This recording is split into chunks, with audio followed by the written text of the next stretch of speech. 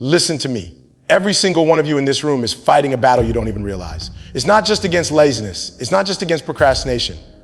It's against the noise. The noise of negativity, the noise of distraction, the noise of people pulling you in every direction except toward your purpose. That noise is stealing your focus, it's draining your energy, and it's killing your productivity. And if you don't learn how to silence it, it will silence your dreams. Today, I'm gonna show you how to kill the noise, cut through the chaos, and tap into the kind of focus and discipline that separates average from greatness. When we talk about productivity, the first step isn't about time management or clever tricks. It's about identifying the noise in your life. I don't just mean literal sound. Noise is every distraction that keeps you from the work that actually matters. It's the endless notifications, the constant stream of other people's opinions, the subtle but persistent tug of low-value activities that erode your focus without you even noticing. Psychologically, this is critical because the human brain is wired to respond to stimulation, every ping. Every scroll, every interruption hijacks your attention, fragments your capacity for deep thought. Over time, this creates what neuroscientists call attention residue, a leftover trace of the last thing you focused on that prevents you from fully engaging with the present task. And if you allow too much of that noise to accumulate, your ability to concentrate deteriorates, not because you lack discipline, but because your cognitive environment has been compromised. Philosophically, you could even argue that noise is a form of chaos, a disorder that resists structure and undermines meaning. To tolerate too much of it is to allow your life to drift into the hands of forces outside your control. And the truth is, most people never stop long enough to even name the noise in their lives. They assume exhaustion or lack of motivation is the problem, when in fact the problem is that their energy is being siphoned off by countless small distractions that feel harmless in isolation but are devastating in the aggregate. If you want to reclaim your time, you must first become ruthless in your ability to identify what is noise and what is signal, what leads you towards your purpose and what pulls you away from it. That means being honest about the habits, the environments, and sometimes even the people that consistently cloud your focus. Because here's the reality, if you don't name the noise, you can't kill it. And if you don't kill it, it will quietly kill your potential. The choice is stark but simple. Either you control the noise or the noise controls you. Guarding your mental space is not a luxury, it's a necessity. And yet most people treat it as an afterthought. Think about it, you lock your doors at night to protect your physical possessions. But how often do you lock the doors of your mind? The reality is, your mental space is far more valuable than anything you own because it's the foundation of everything you build. Your career, your relationships, your sense of meaning. Psychologically, our minds are porous. They absorb whatever environment they're placed in. If you surround yourself with constant negativity, endless chatter, or shallow entertainment, you shouldn't be surprised when your thoughts mirror that chaos. This isn't about being antisocial or cutting yourself off from the world. It's about recognizing that the information and influences you allow into your mind literally shape the architecture of your brain. Neuroplasticity tells us that the brain rewires itself according to repeat experiences. Every time you let gossip, distractions, or toxic energy invade your headspace, you're carving neurological pathways that make it harder to focus, harder to find peace, harder to pursue excellence. Philosophically, this raises a deeper point. Your consciousness is not just a passive container. It is the most sacred territory you'll ever govern. If you allow others unrestricted access to it, you're effectively surrendering your sovereignty. To guard your mental space means you take responsibility for what occupies your attention and what doesn't. It means setting boundaries with people who constantly pull you into drama. It means saying no to habits that give you short-term stimulation but rob you of long-term clarity. And it means creating intentional rituals, silence, reflection, focused work that strengthen your inner discipline.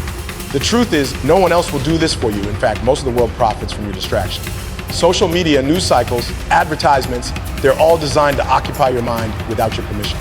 So the question becomes, are you the custodian of your own mind, or are you renting it out to whoever knocks on the door? Because if you fail to guard your mental space, your goals, your peace, and ultimately your identity will be shaped by noise you didn't choose. Protecting your mind isn't selfish. It's the most responsible act of self-leadership you can commit to. And remember this, if you don't defend your mental territory, someone else will occupy it. Cutting out distractions is only half the battle. The real transformation begins when you consciously replace those distractions with habits that actually serve your higher goals. If you simply remove noise but leave a vacuum, that empty space will inevitably be filled again, often by the very same habits you try to escape. Human beings are creatures of pattern. Our minds crave structure. And when we don't provide it intentionally, we default to the path of least resistance. This is why someone who deletes social media often finds themselves binging television, or why eliminating one unhealthy relationship sometimes leads to entanglement in another. The principle here is simple but profound. You cannot merely subtract, you must replace. Psychologically, this is tied to what's known as habit substitution. Every behavior, no matter how destructive, is meeting some underlying need. Comfort, distraction, stimulation, escape. If you want to break free from the grip of unproductive behaviors, you have to identify the need they're meeting and design a higher quality habit that satisfies it in a more constructive way. For example, if endless scrolling gives you temporary relief from stress, replace it with journaling, deep breathing, or even a focused walk. Something that provides calm without draining your attention. If procrastination comes from fear of failure, replace it with small, deliberate actions that build momentum and reduce the psychological weight of the task. On a philosophical level, what you're doing here is aligning your daily practices with your values. Every replacement habit becomes a micro choice toward the person you want to become, rather than a reinforcement of the person you're trying to leave behind. And what's remarkable is that over time, these substitutions compound. 10 minutes of reading instead of 10 minutes of scrolling doesn't seem significant in isolation. But over months and years, the gap between those choices is the gap between mediocrity and mastery. The truth is, the direction of your life is not determined by massive, one-time decisions, but by the habits you allow to fill the silent spaces of your day. If you don't choose wisely, distraction will choose for you. So when you kill the noise, don't just celebrate the silence, fill it with action that builds your future. Because the habits you build today are the architecture of the life you'll live tomorrow. One of the most effective ways to regain control over your life is to deliberately carve out what I call a no-noise zone in your day. A sacred block of time where nothing is allowed to interfere with your focus. This isn't about being obsessive, it's about being intentional.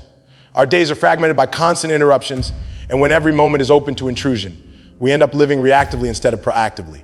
From a psychological standpoint, focus is a muscle. If you never train it, it weakens. If you give it dedicated exercise, it strengthens. That means creating a space where your phone is off, your environment is quiet, and your attention is locked on one meaningful task. It doesn't have to be 8 hours. It could be an hour, even 30 minutes. But that undisturbed block has disproportionate power because it allows you to enter what researchers call deep work, a state where your mind operates at its highest capacity. In this state, you don't just complete tasks, you generate insight, you solve problems, you create something of real value. And philosophically, there's a deeper dimension here. The act of reserving time for yourself is a declaration that your goals matter, that your inner world deserves priority over the chaos of the outer one. It's a form of self-respect. Too often we think productivity is about adding more hours, when in truth it's about creating higher quality hours. A single hour of pure, undistracted focus can accomplish more than an entire day of scattered, noisy effort. The challenge, of course, is discipline. At first you'll feel restless, your mind will crave the noise it's used to. But over time, this practice becomes a ritual, and rituals have the power to reorient your life. When you establish a daily no-noise zone, you're training both your mind and your environment to serve your highest goals rather than undermine them.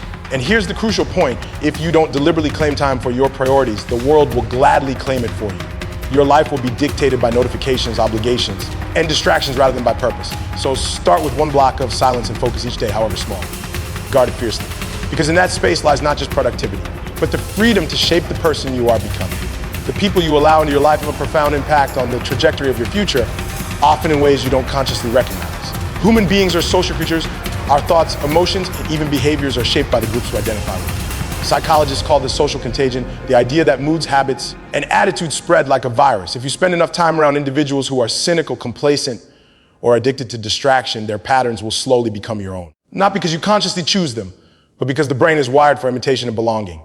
On the other hand, when you surround yourself with individuals who are disciplined, ambitious, and forward-moving, their energy becomes contagious as well. You begin to normalize effort, to expect progress, and to mirror their standards. The philosopher Aristotle once said that virtue is contagious, and he was right. Character is learned in community, not isolation. This means the people closest to you are either scaffolding your future or dismantling it piece by piece. The challenge is that many of us tolerate relationships that consistently drain our energy out of fear of being alone or reluctance to confront hard truths. But if you think deeply about it, that fear is misplaced. You are far better off walking alone on a path toward meaning than walking with a crowd that keeps you stuck in mediocrity. And this doesn't mean cutting everyone off. It means being intentional. It means seeking out mentors, peers, and communities that elevate your vision rather than cloud it. It means being willing to create distance from those who, knowingly or not, undermine your progress. Because every hour spent in the wrong company is an hour stolen from the life you could be building. And here's the truth most people don't want to face. You cannot rise above the environment you consistently choose. If the people around you resist growth, sooner or later, they will resist your growth as well. So be courageous enough to evaluate your circle honestly. Ask yourself, do the people closest to me fuel my potential, or do they feed my distractions? Because the answer to that question will reveal more about your future than any plan or goal you've written down. Choose wisely. Your environment is not neutral. It's either lifting you or limiting you. Noise, at its core, is chaos. It's the intrusion of randomness and disorder into the structure of your life. Discipline, on the other hand, is order. It's the deliberate shaping of your environment, your habits, and your actions in service of something greater than immediate comfort. What most people fail to recognize is that freedom doesn't come from avoiding discipline. It emerges precisely because of discipline.